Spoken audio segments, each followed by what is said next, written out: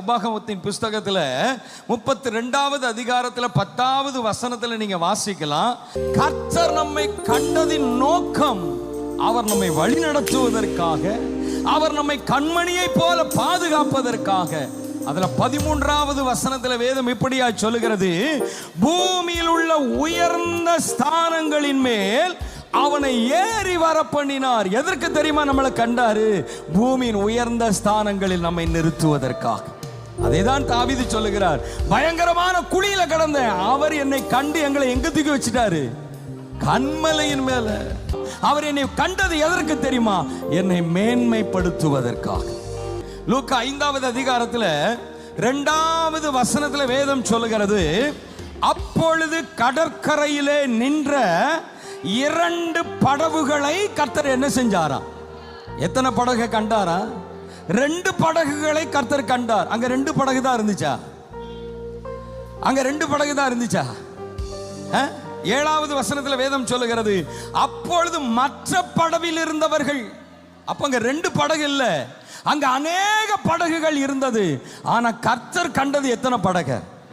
2 படகு. இந்த உலகத்துல எத்தனையோ பேர் இருந்தாலும் உங்களையும் என்னையும் கண்டதற்கு காரணம் ஒரு பெரிய ஒரு நோக்கம். உங்க குடும்பத்துல எத்தனையோ பேர் இருந்தாலும் கர்த்தர் உங்களை கண்டதின் நோக்கம் அது ஒரு பெரிய விசேஷமான ஒரு நோக்கம். அந்த 7வது வசனத்தில் நீங்க வாசிப்பீங்கன்னு சொன்னா, அப்பொழுது மற்ற படவில் இருந்த கூட்டாளிகள் வந்து தங்களுக்கு உதவி செய்யும்படி செய்கை காட்டினார்கள். அவர்கள் வந்து 2 படகுகளும் அமிழத்தக்கதாக நிரப்பினார்கள்.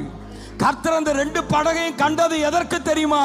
உங்களை நிரப்புவதற்காக, உங்கள் குறைவுகளை மாற்றுவதற்காக, உங்கள் நிந்தைகளை மாற்றுவதற்காக. ஆமென். நான் வெறுமையா இருக்கிறேனே, என் வாழ்க்கையில் ஆசீர்வாதத்தை பெற முடியலையே, இன்னைக்கு கர்த்தர் உங்களை காண்கிறார். எதற்கு தெரியுமா? உங்களை கர்த்தர் மேன்மைப்படுத்துவதற்காக.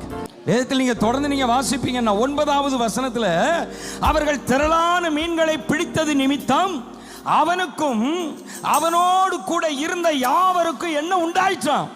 இந்த மாதத்தில் அநேகர் பிரமிக்கும்படியாய் கர்த்தர் உங்களை நிரப்ப போகிறார். இன்னைக்கு அநேகர் உங்களை பார்த்து பிரமிக்கும்படி கர்த்தர் உங்களை ஆசீர்வதிக்க போகிறார். நன்றி சொல்லுங்களேன். கர்த்தர் உங்களை கண்டது எதற்கு தெரியுமா?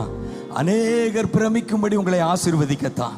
நம்புறவங்க 2 கரங்களை உயர்த்தி சொல்லுங்க, ஆமென்.